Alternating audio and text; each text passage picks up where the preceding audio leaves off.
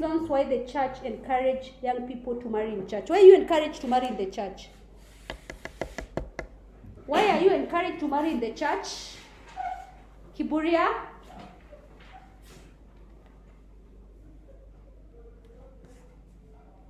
Somba, why are you encouraged to marry in the church?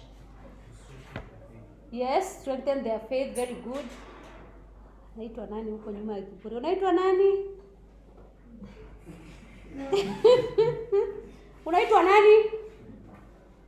Unaitwa nani? Nimesahau kabisa.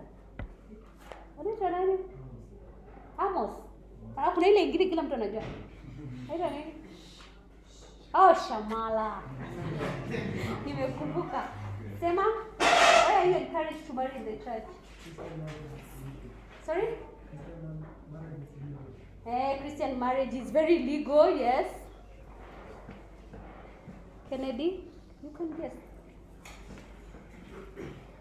Marriage is a covenant. Yes, it's a covenant. Mm-hmm.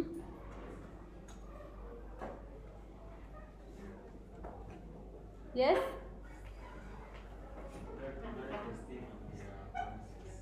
They are going to stick to their promises. Yes, true. True. Very good. So to strengthen their faith or for spiritual growth. Also they get an opportunity to celebrate their marriage, that is in the church. They'll stick to their promises as they said. And also Christian marriage is permanent.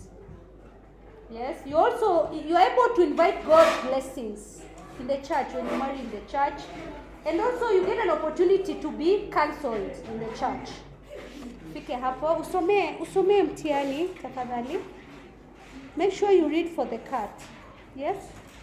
It is very